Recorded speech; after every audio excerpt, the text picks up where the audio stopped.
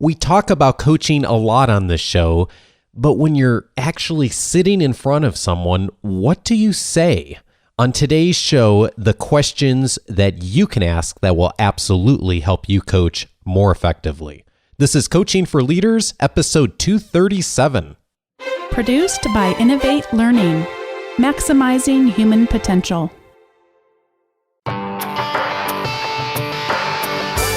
Greetings to you from Orange County, California. This is Coaching for Leaders, and I'm your host, Dave Stachowiak. Leaders aren't born, they're made. And this weekly show will give you access to the best thinkers, resources, and actions that will help you to develop your leadership skills. And speaking of leaders not being born and being made, one of the key skill sets for that is how we can be more effective as coaches. And not only us being open ourselves as leaders to being coached, but also being able to do that coaching for others. And coaching is one of those terms that is, although we all agree that it's important, it is one of those things that sometimes we don't really know what to do practically with it. And we've heard we need to be good coaches as leaders, and yet sometimes it's hard to know where to start. And that's why I'm really glad to welcome today's guest, because he's going to really help to provide a little more insight for each one of us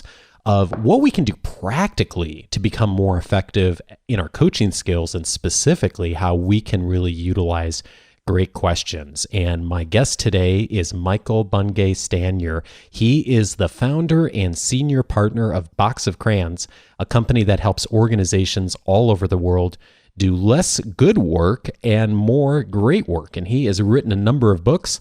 The best known, with almost 100,000 copies sold, is Do More Great Work. But the one he's proudest of is End Malaria, a collection of essays on great work with leading thinkers, which has raised over $400,000 for Malaria No More.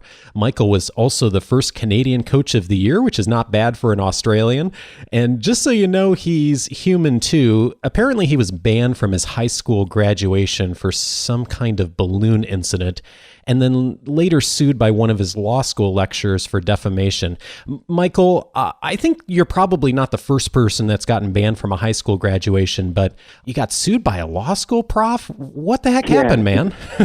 Yeah, no, it's a slightly long and slightly tawdry story, but we were protesting against a certain way he was teaching some part of the law, in part because he was using a story of a woman getting raped, which wasn't necessary or appropriate. And so there's a group of us complained about it. I don't know why I was the lead on that, but somehow I was, and it all deteriorated rapidly. So, Wow. Yeah, it's a good thing for the entire world that I didn't become a lawyer. It wouldn't have been a happy fit for anybody, I think.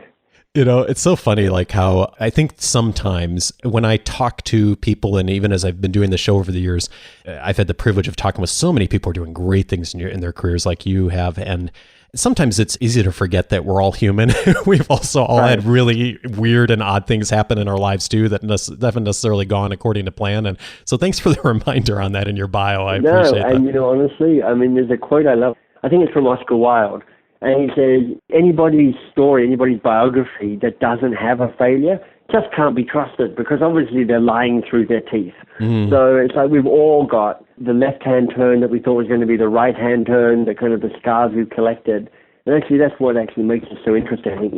There's a saying I love, which is, wisdom enters through the wound. And it's, the scars, that's where we kind of accumulate the learning and the smarts and the kind of capacity and compassion that we have as managers and leaders and human beings.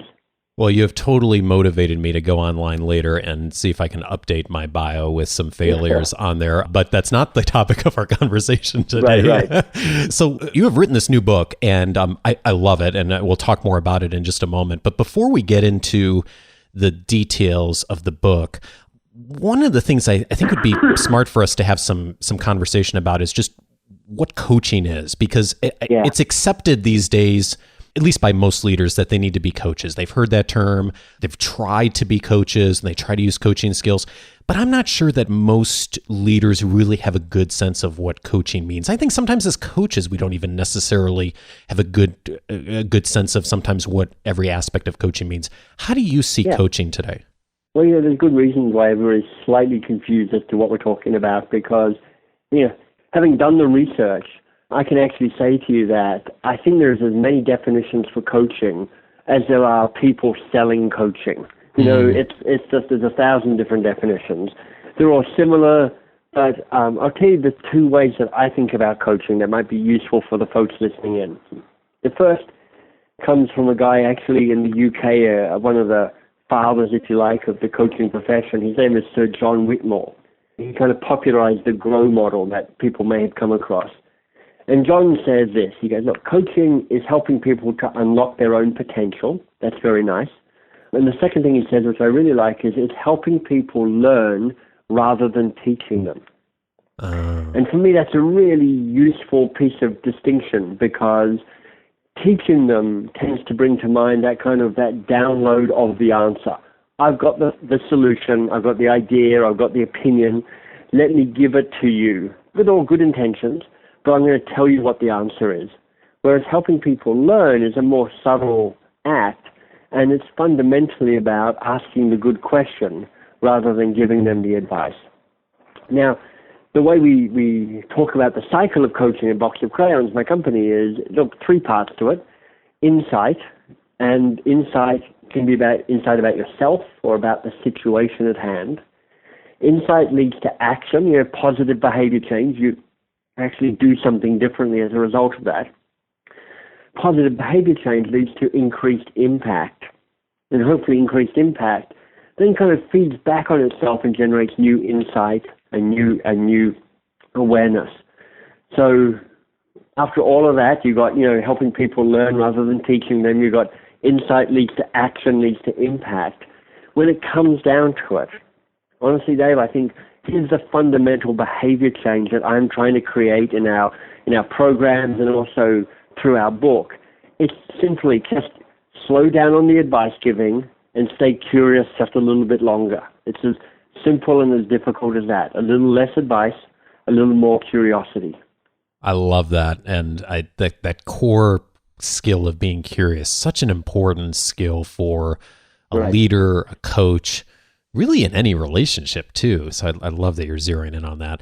And I mentioned that I really enjoyed picking up this book. And I think one of the challenges that a lot of us have when we start thinking about coaching is, well, where do we start? We've heard we should ask questions. We heard we should use coaching skills, but what are some of those questions? And what I really like about the book is you've zeroed in on 7 questions that we can use as leaders and coaches that will help to really frame that kind of a conversation. And the other thing I really like too, for people who don't always read every book start to finish, is you've not only everybody, which is everybody, right? Or at least, unfortunately, I like to try, but I don't always get to all that. But you've made the key points really bold in the book. I mean, you can't possibly page through the book and not see some really key things.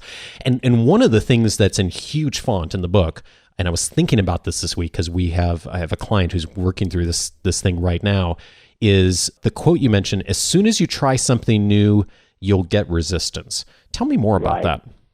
Well, it's one of the frustrations but truisms of life, which is, for all of us in our organizational life, the people who are listening into this podcast right now are doing so because there's something about the status quo that they'd rather improve. That our organization could be better. I've got higher ambitions for myself as a leader, for my leadership team, for the people around me.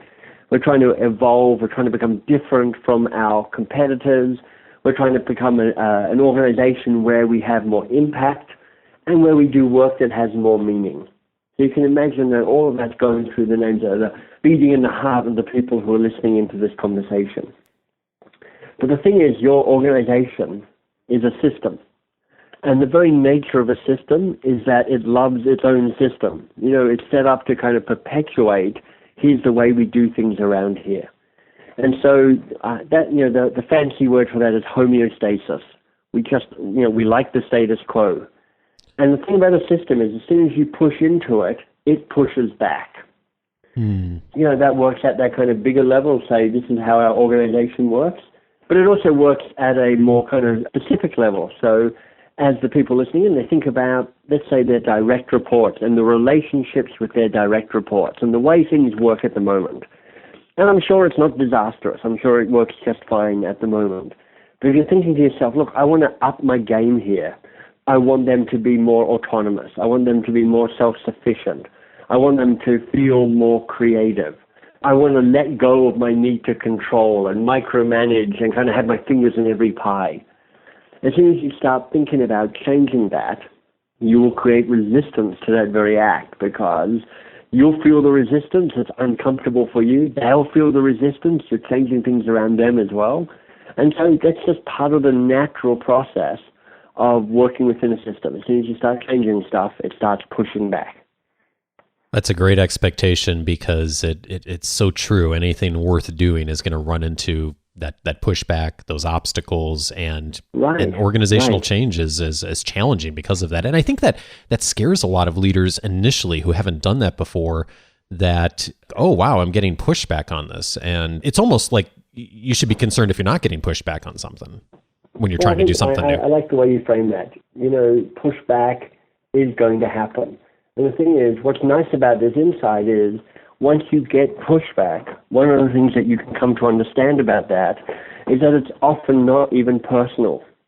It's not really about you. It's not really about what you're trying to achieve. It's just a systemic reaction to what's going on. Yeah. But as you push back, here's the thing. In a previous book, a book I read called Do More Great Work about 5 years ago, I say, look, everything you do in life falls into one of three different buckets. It's either bad work, good work, or great work. Very simple little model. Bad work is the work that is kind of the waste of time, life-sucking bureaucracy work. Everybody knows what I'm talking about when I say that. Good work is like your job description. So productive, efficient, getting things done, what your boss wants you to do, what your boss's boss wants you to do, what your board wants you to do. And then great work is the work that has more impact and the work that has more meaning. Just the work that's more strategic, kind of blue ocean strategy. Just the work that's more engaging, kind of connects to your heart as well as to your head. It's a really fabulous overview of where you're trying to get people to go as far as how to utilize this well. And I'm wondering if maybe we could get into some of the tactical pieces of this, because you've identified 7 questions that are really helpful to people. And I think if we share a few of these, that'll be helpful as far as giving people something they can walk away with specifically. Yeah. But even before we get into the first one of the things you also, I notice you have in the book prominently here, is just ask one question at a time. Why that direction? Well, in the book, there's actually 8 little kind of master classes on how to ask a question well, because it's simple, but it's difficult. Not many people actually do ask a question well.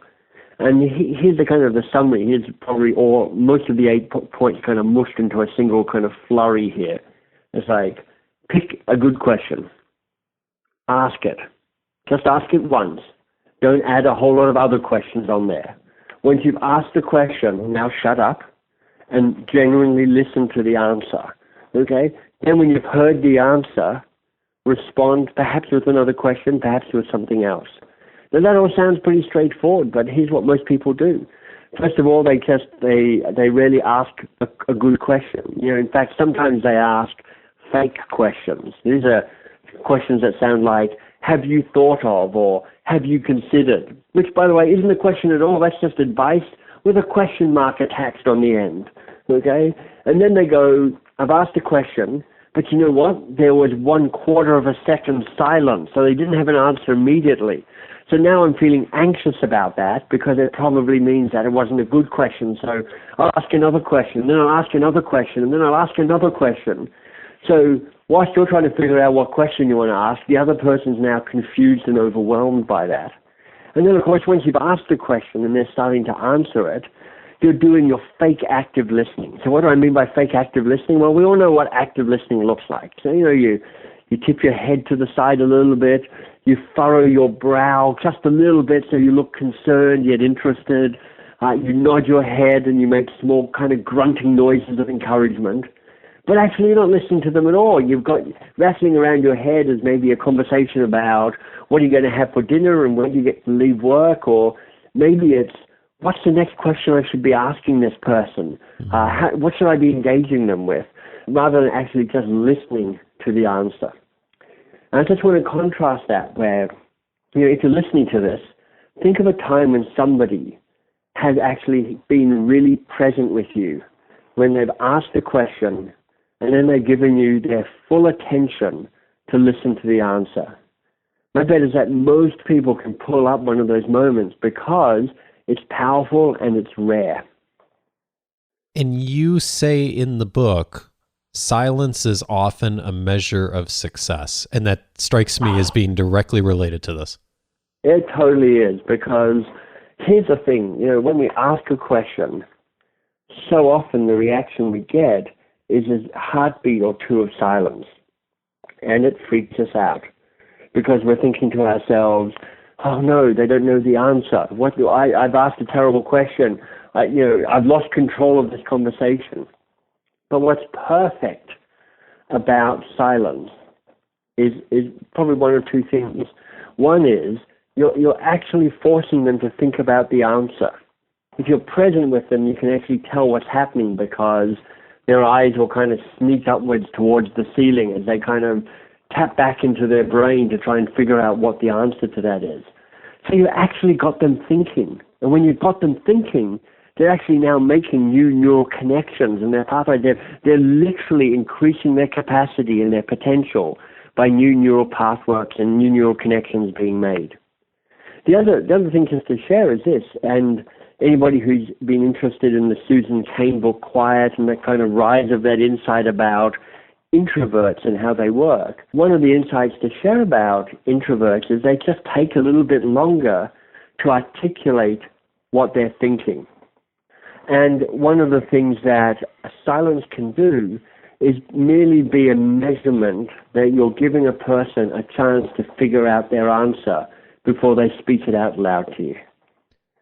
I love that advice. And as in a leadership role or in a coaching role, we just limit people's ability to do that when we interrupt or answer our own question, which I know I've caught myself doing and I've seen many people do. Right. Because we're so many of us are uncomfortable with silence, aren't we?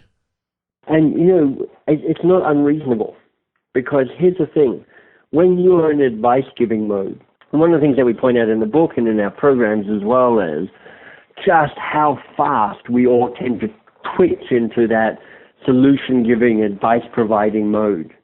When we're giving advice, look, even though it's honestly probably the wrong advice, and they're probably not even listening that well to it, and they're probably not going to even implement it, even though all of that's true, it's kind of comfortable to give advice. Because when you are giving advice, you actually have control of the situation.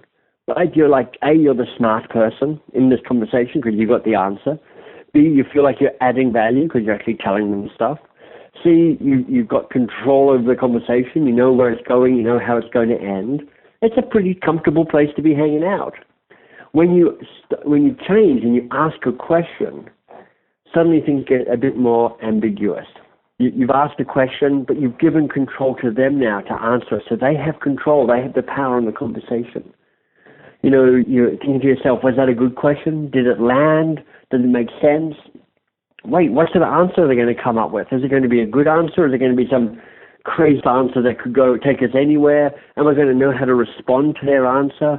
There's a number of uncertainties that show up that just make it a lot less comfortable for you to be the person answering the question.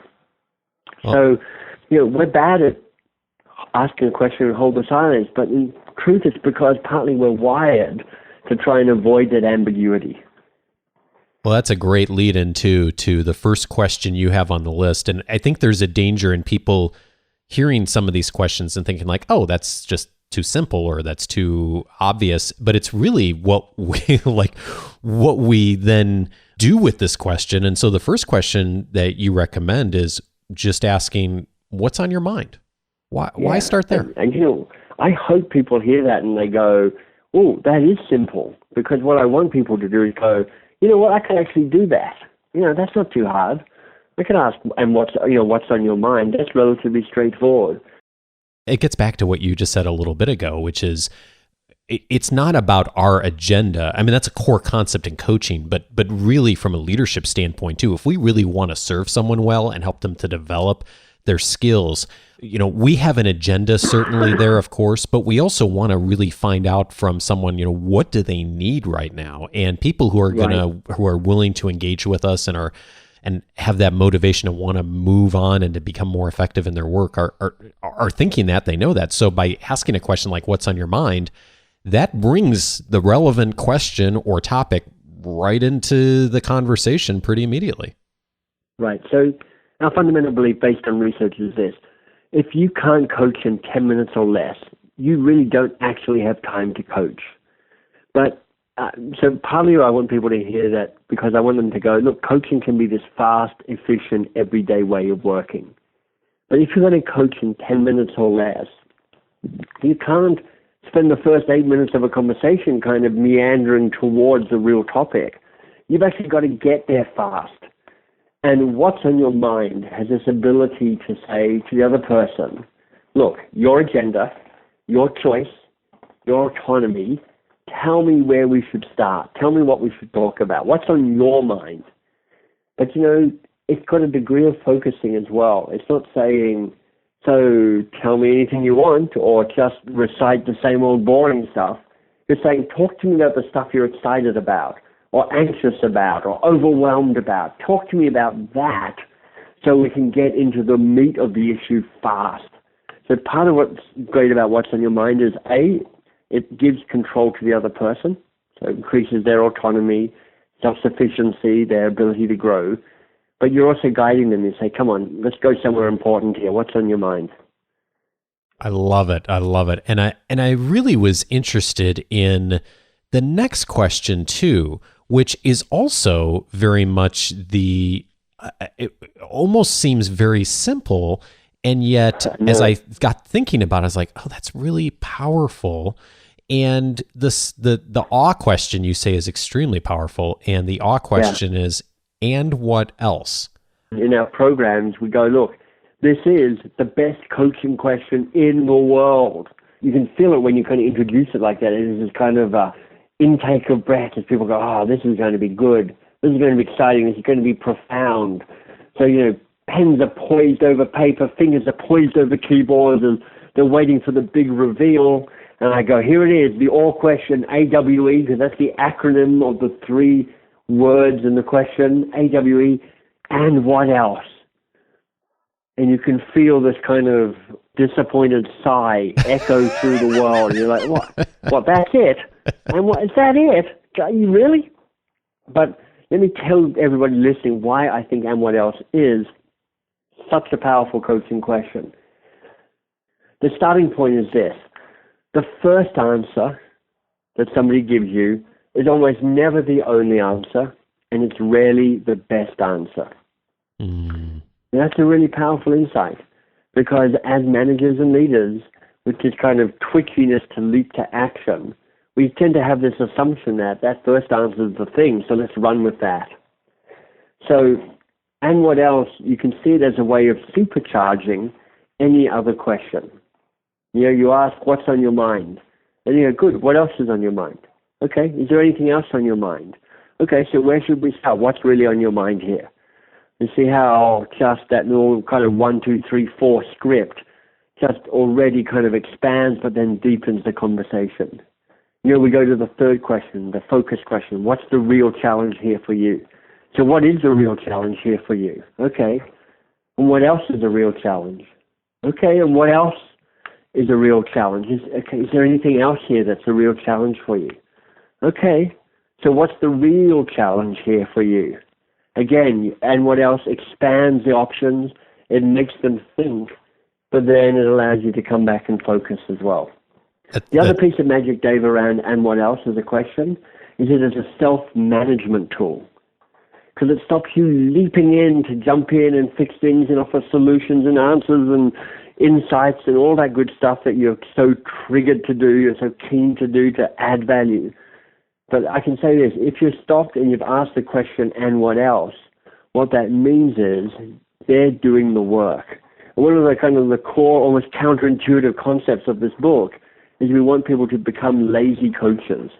Lazy because we want the other person to be doing the work. Because when they're doing the work, they're actually unlocking their own potential. You're helping them to learn rather than teaching them, just to connect back to that John Whitmore quote. This is fabulous, and one of the things I really like is that you've laid out all these questions, and I facilitate mastermind groups as part of our community here, Michael, and I'm actually going to probably take the page here and paste it on my monitor next time we start facilitating here, because the questions nice. are really powerful, and I find myself asking some of these, but not nearly with the intention you've put here, and really powerful at getting us thinking that way. And I love the strategic question too, and I'm wondering if you could say something about that. And the question, the strategic question is, if you're saying yes to this, what are you saying no to? Yeah, I mean, strategy is just one of those phrases, one of those words, an adjective that kind of gets overused. Because as soon as you want something to sound more important than it is, you just call it strategic. We're not having a meeting anymore. We're now having a strategic meeting. Okay. We're not just doing a podcast interview. This is actually a strategic podcast interview. Of course. Okay. I'm not just eating a donut. This is a strategic donut. Okay. Well, good. Fantastic. So strategy is just one of those words that kind of can mean anything, really. But for me, it's about staying focused on the stuff that matters the most. Coming back to those definitions of those three types of work I shared earlier, bad work, good work, and great work. I think of strategy in some ways going, what's the right combination between good work and great work? The combination that best serves you or your team or your business unit or your organization. Steve Jobs once said, look, focus is not saying yes, it's saying no to the thousands of good ideas that are out there. And I once heard a definition of strategy that was, in its essence, strategy is being able to say no to the stuff you really want to say yes to. Right? And I love that because it speaks to, we're all okay at saying no to the stuff that we don't really want to do. But do you have the courage and the discipline to say no to the stuff that you kind of do want to do? And the thing is, when you're saying no to something, you're actually saying no to someone. And that's where it gets even trickier, because you're not just saying no to an opportunity, you're saying no to the person who's making or offering or creating that opportunity for you. So that's what the purpose of this question is it's to make that choice clear so the opportunity cost is clear. That's awesome. And I get the sense we're starting to get a better appreciation for that in organizations, and I'm seeing more articles on this concept. In fact, I just saw something on Harvard Business Review in the last day or two of how do you stop saying yes to the things that really aren't going to help you long term. And right. I'm thinking about Greg McKeown's book Essentialism, and just exactly. What's really key and essential, and part of being good at that is figuring out what do you, if you're going to do this, you're not going to be able to do anything else with that time and the resources you're investing in this, and getting people thinking about that, getting all of us thinking about that, not only from a professional standpoint, but even personally too, is really valuable. And, it's hard. I mean, this has been around for a while. I mean, gosh, you only have to go back as far as Stephen Covey and the whole urgent, important matrix that he talked about. Yeah. Greg McKeown these days with essentialism. It's a core competency to say, what will I say no to? And part of the choice when you say, I'm going to step up to this ability to do this, is a willingness to say, I'm willing not to be liked by everybody for the sake of having greater impact in the work that I do. If you want everybody to like you, then one really good way is just to keep saying yes to everybody. Yeah. But if you're willing to say, I'm willing to trade that discomfort of not being liked by everybody to be clear on what matters most, then that's often where really powerful opportunities open up for you. Yeah, indeed. This last question, the learning question. And the learning question is, what was most useful for you? And that comes toward the end of the conversation. So this is really an interesting one to me, Michael, because I had learned this question early on. I don't know if it was in leadership training or coach training or somewhere, and I had used it for many years. And then I was in a coaching certification class, and we were doing a practice coaching session. And I asked this question as part of the practice session. And after we were done, every observer in the room said, don't ask that question. That's all about the coach. That's all about the leader of trying to validate what good work they did. And so I didn't ask it for a while. And then I've started asking it again. And I found that it's a really helpful question. And I try not to be about me, but I really am curious what people are taking away. And it's not often what I think. And sometimes by asking the question, it helps them to zero in on what am I actually walking away with from this conversation. Yeah. So tell me more about that. I'm guessing you're in the same boat I am just because it's here in the book. Is there a right and a wrong way to ask this? And how do you frame this when you're trying to think of how to help people to really get value? Well, look, I think there's truth to say, in whose service am I asking a question? Because sometimes you're asking a question, it's more helpful for you than it is for that other person. But you know what? I really disagree with what your observers were saying, and I'll tell you why. The first is, when you ask somebody, so what was most useful here for you, you're helping them extract value from the conversation that they will otherwise miss. Okay? Because people don't learn when they say something, they don't learn when they hear something, they don't even really learn when they do something. They learn when they have a moment to reflect on what just happened. You know, that's just good adult learning. And the fact that your observers didn't know that reflects poorly on them, if I can be that bold, talking about people who I don't even know. So, yeah, there we go. Right. But you know what? I also think that the fact that it serves you is fine, because this is a relationship. It's not you just delivering value to the other person. If you hear that from them, what was most useful or valuable here, what you're now getting is feedback. So the next time you have that conversation with that person, it actually becomes something that you're more aware of, and you could do things a little differently as a result of that. So if you are truly in service to the other person, then it really behooves you to understand what works and what doesn't.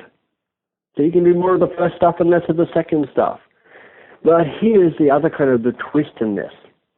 When you ask somebody what was most useful or most valuable in this conversation, you've actually framed it in a slightly cunning way. You haven't said, was there anything useful or valuable, which kind of sets up a yes or a no. You've asked them what was most useful or most valuable. So you're actually framing every experience with you as a useful, valuable experience. Now, obviously that serves you, but I think it also serves the other person, which is that they now go, you know what, when I have my regular conversations with Dave, I look forward to it, I show up to it, I prepare for it, I think about it, because I know these are useful, valuable conversations, and you're actually helping them with that. Yeah, I like that. You know, the connection I'd make is, it's just the way human beings are wired. And I saw this, a recent article, which is, you know, a picture of a hamburger and fries, which was like a $20 hamburger and fries. And the person going, you know what, people just enjoy a $20 hamburger and fries more, because of course they are. If they've just spent $20 on a hamburger and fries, this is going to be a damn good hamburger and fries, and it becomes a self-reinforcing piece. So tap into that psychology, which is to say, allow people to start seeing you as a useful, valuable, powerful manager, leader, coach, because they will then benefit more from the conversations. I've got to say, I'm totally on your side there. I think the people who are giving you guidance there missed the boat. Well, Michael, I always knew you were smart, intelligent, and wise because you're agreeing with me. So confirmation bias is a beautiful thing, isn't it? Yeah. And here's what I would say to the folks listening in. Let's put this question to test. So in the appropriate place on Dave's blog or on his website, or to send him emails, why don't you give him feedback now on what was most useful and most valuable about this conversation? I mean, I know, I run a podcast myself. I always love to hear from my readers, and it doesn't happen as often as I would like. So this is your chance as a listener to say, look, just whip up your email or jump on the blog or whatever it is and give Dave feedback. What was most useful or most valuable about this podcast interview? Awesome. Well, we'll wait to hear it, and we'll have the link at the end of the show. And of course, people can always go to coachingforleaders.com/feedback as well. And as you were talking, Michael, I just totally defaced your book. I was holding it in my hands here, and I was thinking, oh, I should pull out this page here that's got all 7 questions on here and literally tape it up. And it's perforated, so it came out beautifully. And I'm going to put this up on my screen because it's one of those things where sometimes it's so simple that we overcomplicate it, and just having a reminder of what are some key guideposts. Not that we're doing the all end all to be all of coaching by asking these questions, but boy, it sure is a great starting point. If you can frame your conversations around these 7 questions, man, I mean, I think that this is a great guide for a lot of leaders on how to start. And that's one of the things I love about the book. It's real practical from that standpoint. Well, look, here's an offer for folks. If they buy a copy of the book, on our website, there's an email address, and all you got to do is email your receipt to that email address, and what we will send you back are kind of nicely designed posters with 2 things on it. Poster number 1, it's got the 7 questions laid out for you, so you can kind of have that up and accessible in your cubicle or in your folder or wherever.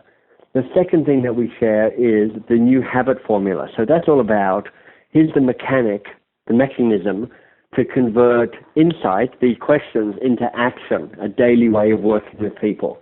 So it's a nice little poster around the new habit formula. So you have to buy the book, but if you buy the book, go onto the website, which is thecoachinghabit.com. You'll see where the email is, and you can just email us, and we'll send you those PDF posters right away.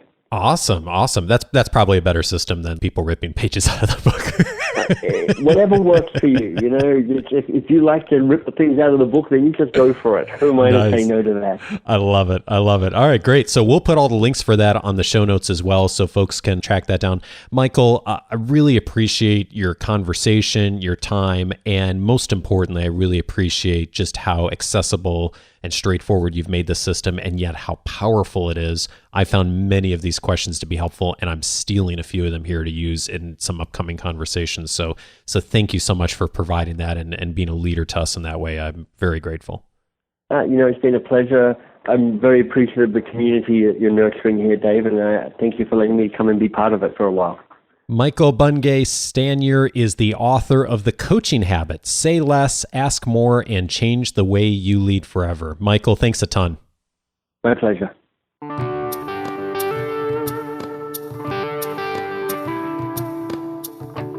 Thank you again to Michael for these questions. There's many more in the book, as we mentioned. And when I first saw this book, as I mentioned in the conversation, I just love that this is so accessible. And I'm a big fan for things that are accessible, that each of us are going to remember and recall in the moment when we're sitting down with someone or a colleague or even a customer sometimes. I know I've, not even in the capacity as a coach, I've asked questions to customers that are like this, when it was appropriate to further a conversation or further the relationship or help them to navigate something.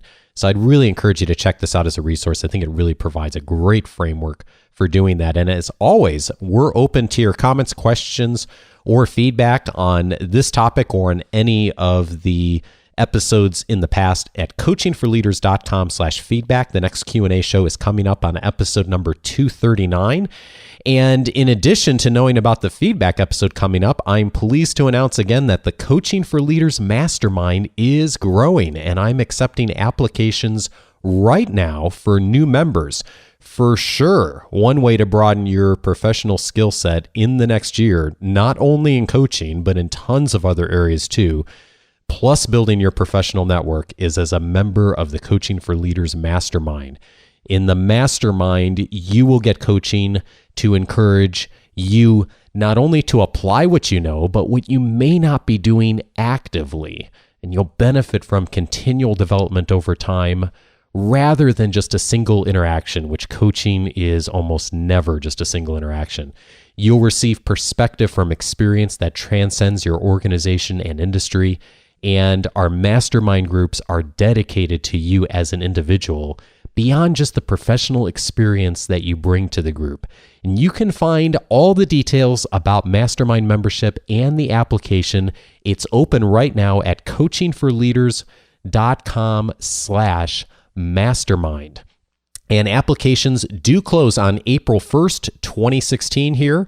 For even more details on membership, check out that page, and also check out the audio announcement from me that you may have already downloaded here on the feed last week. Both will go into great detail on everything you need to know about membership, what current member experiences have been, and how you can apply before the April 1st deadline. Again, all of that is available at coachingforleaders.com/mastermind, and applications do close here April 1st, 2016. So if you are listening to this in the future, we'll have applications open at some point again in the future, but definitely check it out now if you are interested in applying for membership. And while you're online, if you haven't done this before, take a moment to join the weekly leadership guide. I deliver that to your inbox every Wednesday and includes my thoughts and recommendations on articles, podcasts, videos, links, all kinds of things online that I have found that I think will be helpful to you in your leadership development between the shows.